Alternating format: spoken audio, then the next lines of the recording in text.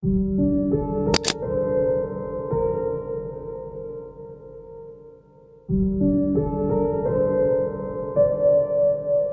Chexiyadagi kichkina shahar. Aholisi atigi 10 ming atrofida. Bu joy haqida ko'pchilik hech narsa eshitmagan bo'lishi mumkin. Ammo 2007-yilning bahorida bu shaharni butun mamlakat, hatto butun dunyo tilga ola boshladi. Sababi esa bitta. Shu haqida bugun gaplashamiz. Assalomu alaykum. True Crime hikoyalar kanaliga xush kelibsiz. Bu voqeani yuragi bo'shlar ko'rmasligi tavsiya etiladi. Ba'zida hayotimizda uchraydigan voqealar shu qadar g'alati, shu qadar haqiqatga o'xshamaydi. Ular afsona yoki film sahnasidek tuyuladi. Ammo ular rostdan ham sodir bo'lganini anglaganingizda sizga nafas olish ham og'ir tuyuladi. Endi esa voqealikka o'tamiz. 7-may kuni ertalab yosh ota Edward odatdagidek uy yumushlariga sho'ng'ib ketgan edi. Bir necha kun oldin hayotida eng katta quvonch sodir bo'lgan farzandi dunyoga kelgan edi. Xotini va yangi tug'ilgan chaqalog'i hali hamon tug'ruqxonada edi. Edward esa uyni ularning kelishiga tayyorlash bilan band edi. Xonasini tozalash, devorlarni bezash, chaqaloq kravatchasini yig'ish va albatta eng muhim chaqaloq uchun kerak bo'lgan videonyanya sozlash edi. Videonyanya bu chaqaloqni boshqa xonadan turib nazorat qilishga imkon beradigan qurilma. Kamera bolakayning kravatchasi yonida o'rnatiladi. Ota-ona esa qo'lidagi monitordan uning harakatlarini ko'rib turadi.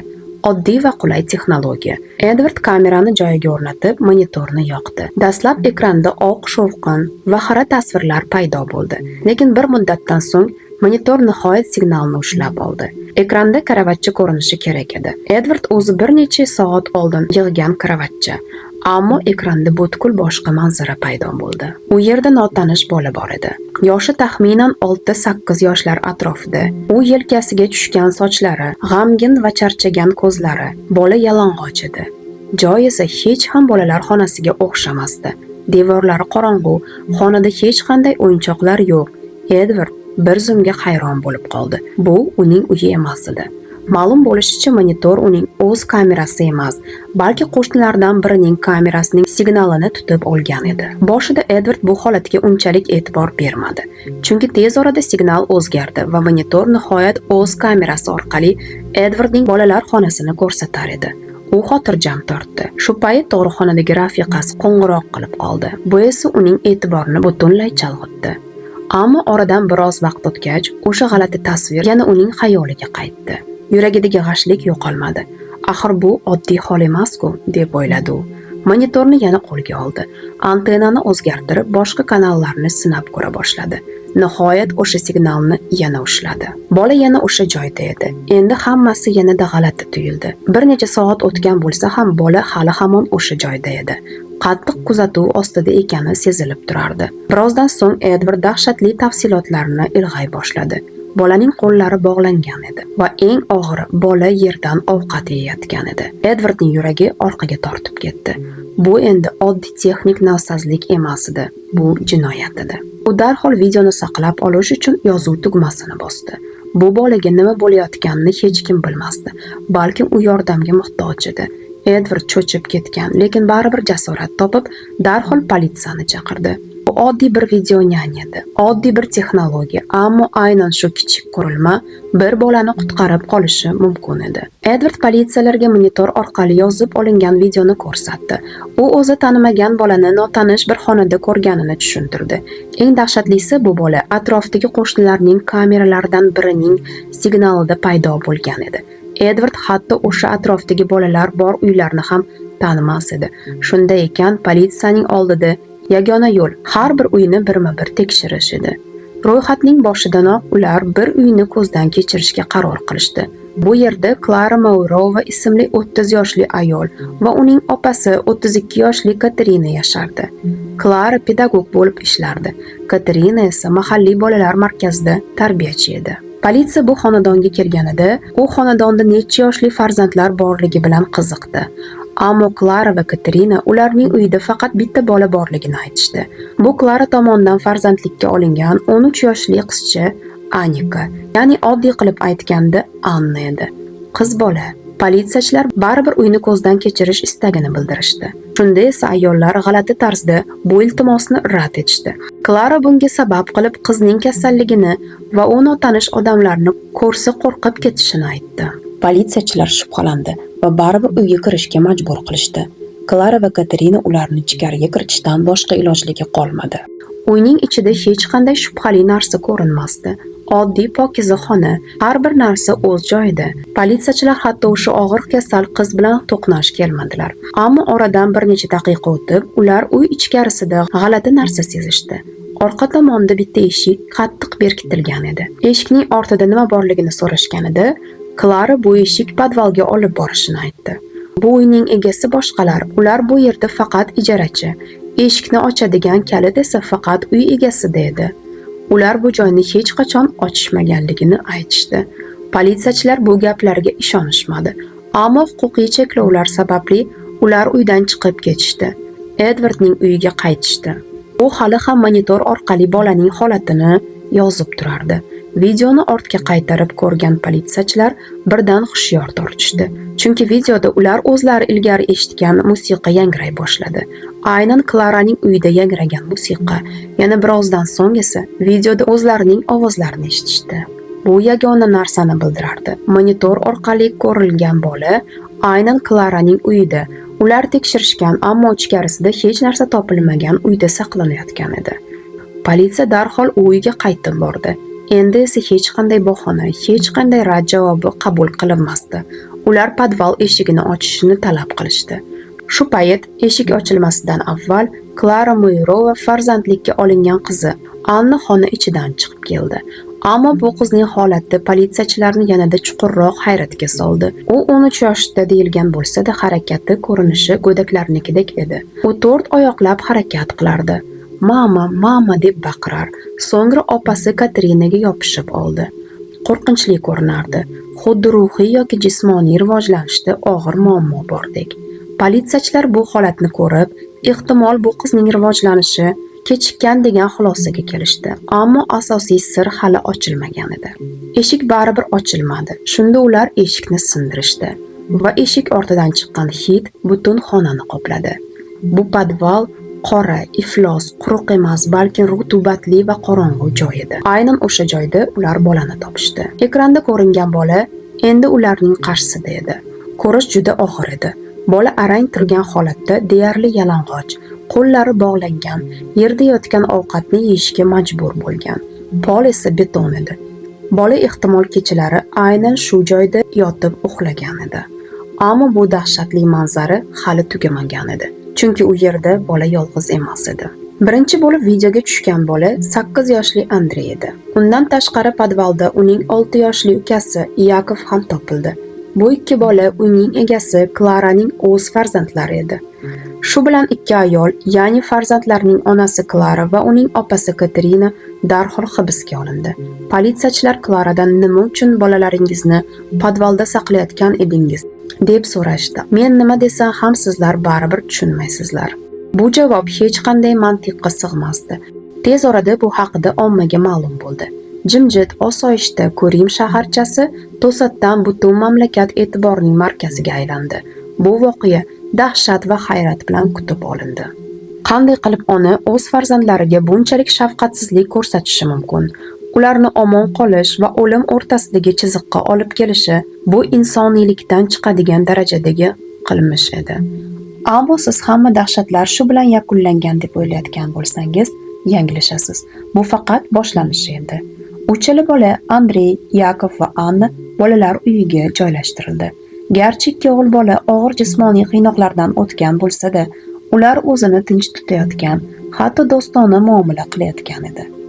Shifokorlar dastlabki ko'rikda Annaning tanasida ham chandiqlar borligini aniqlashdi. Ammo ular yangi emas, balki ancha eski edi va Annaning harakatlaridan uning jismoniy emas, balki ruhiy azob chekkanini anglash qiyin emas edi. Ammo bu hikoyada kutilmagan burilish hali oldinda edi. Bir kuni 13 yoshli Anna bolalar uyidan yo'qolib qoldi. Yo'qolib qoldi deyish ham to'g'ri bo'lmasligi mumkin. Chunki Annaning ahvolini hisobga olsak, u o'z holicha bunday joydan qochib ketishga qodir emas edi. Bu degani u o'g'irlangan bo'lishi mumkin.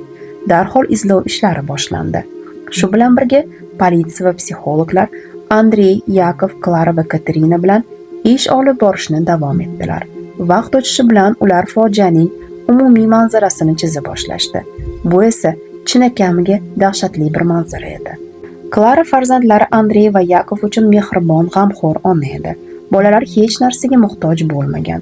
Ular sport bilan shug'ullanishgan, yozgi lagerlarga qatnashgan, maktabda o'qishgan. Klaraning o'zi ularga mehr bilan qarar, ularning ehtiyojlarini o'z ehtiyojlaridan ustun qo'yar edi. Ammo Klaraning turmush o'rtog'i bilan munosabatlari unchalik yaxshi emasdi.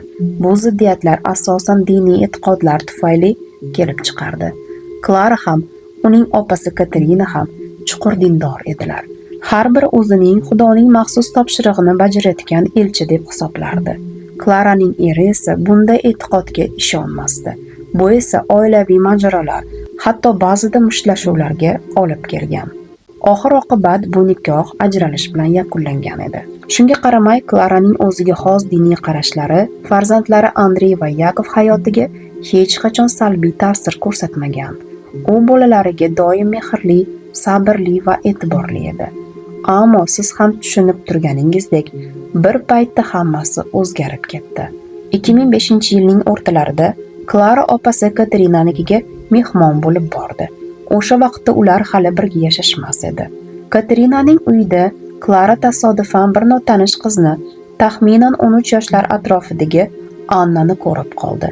Bu qizcha oppoq, nimjon, ko'zlari esa nimadandir qo'rquvi bor, yolvorayotgan bir nigoh bor edi.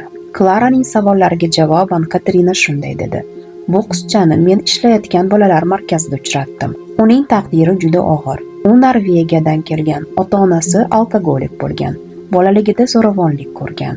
Keyin ular vafot etgan va Anna inson savdosi qurboniga aylangan." Katerinaning aytishicha, Annani odamlar bir qo'ldan boshqasiga sotib, turli mamlakatlarga olib ketishgan.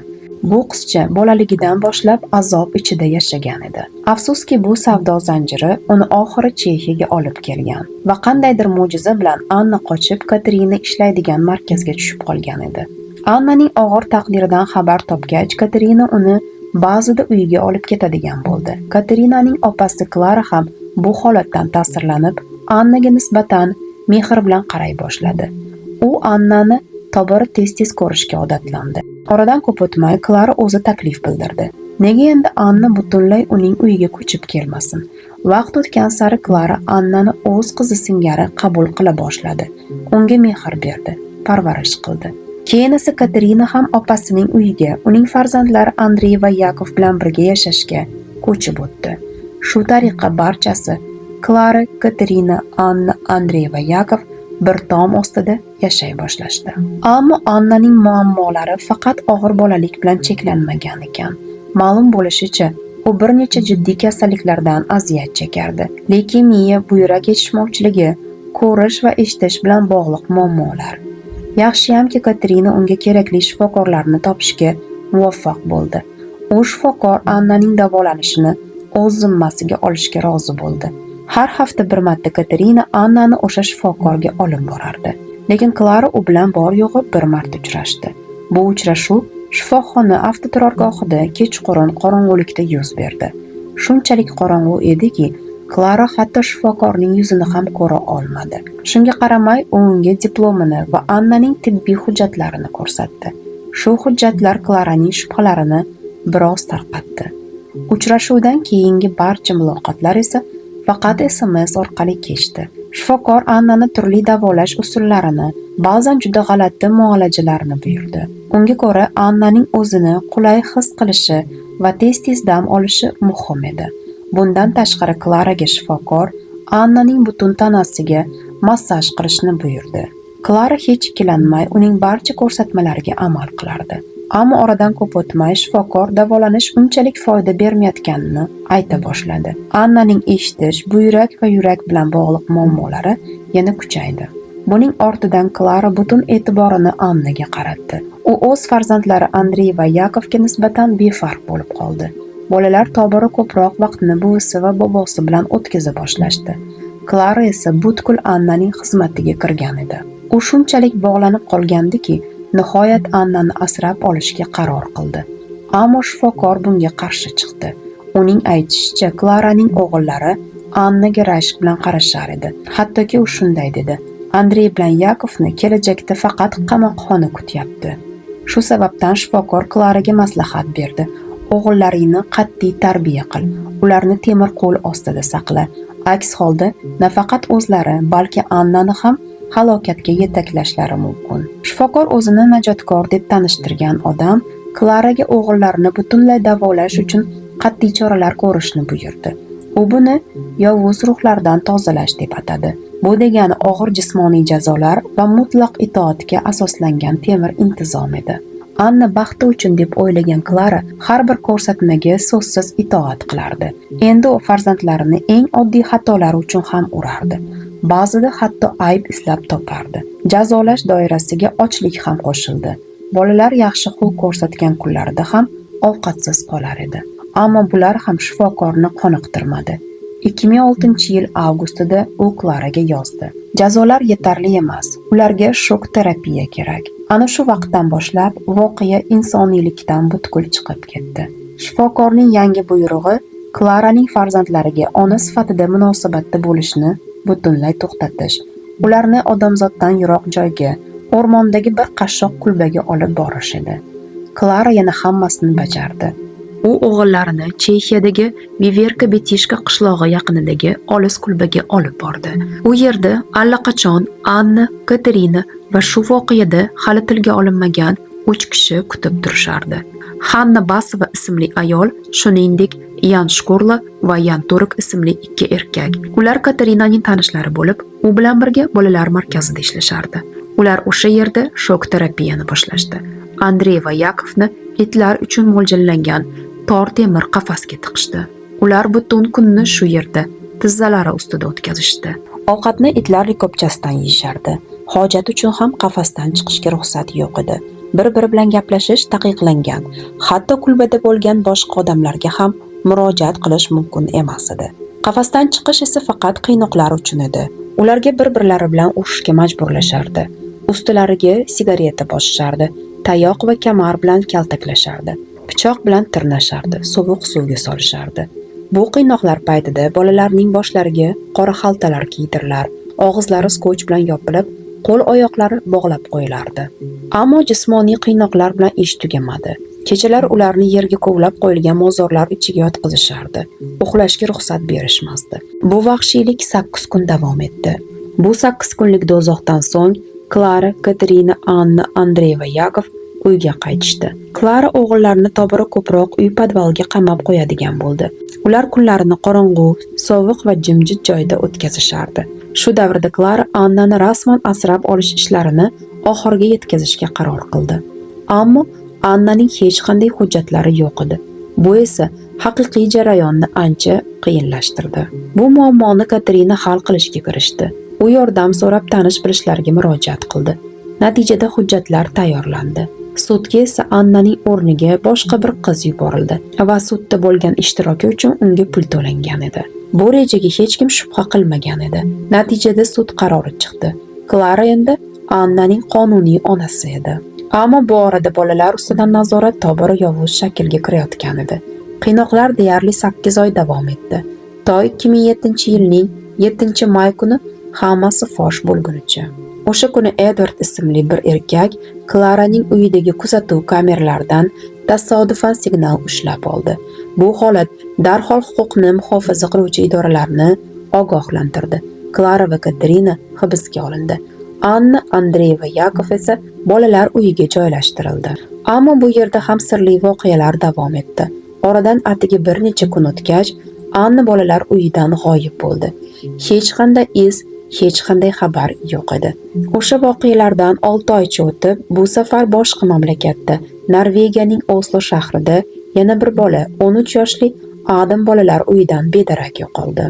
U bu yerda atigi 1 oy yashagan edi. Bolalar uyiga esa o'zi kelgan, og'ir oilaviy sharoitlar haqida gapirgan, yordam so'ragan.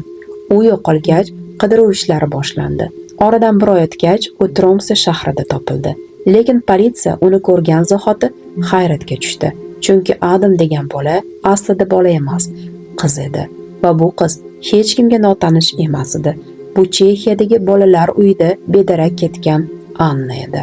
U qanday qilib Norvegiyaga o'tib qoldi? qanday qilib o'zini boshqa odam sifatida ko'rsatdi? Bu savollarga hali hech kim aniq javob bera olmasdi.